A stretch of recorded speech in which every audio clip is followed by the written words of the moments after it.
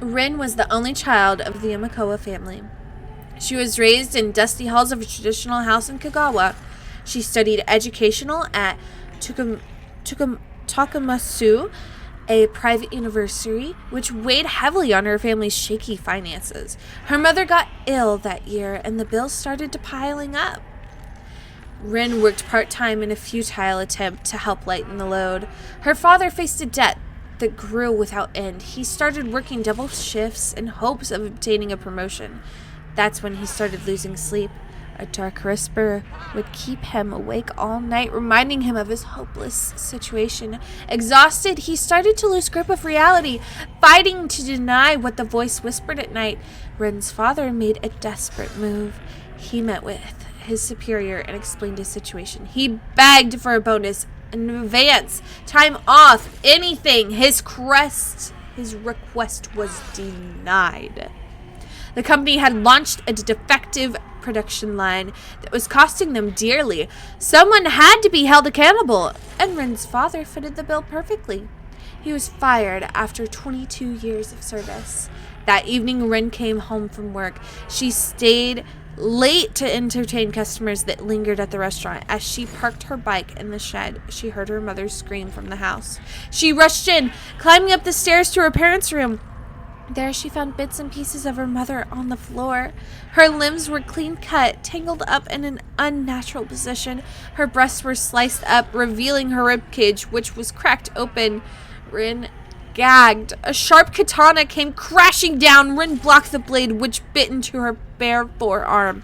The shock of recognition interrupted her pain. Her father was wielding the katana with a stoic expression. She cried out to make him stop, but he slashed her arm again. She rushed off and slid on the blood-smeared floor. Using the doorframe as support, she raised herself up. The katana ripped through the wall, cleaving her other arm. She screamed in pain as she limped into the hallway, only to be met by her father's blade.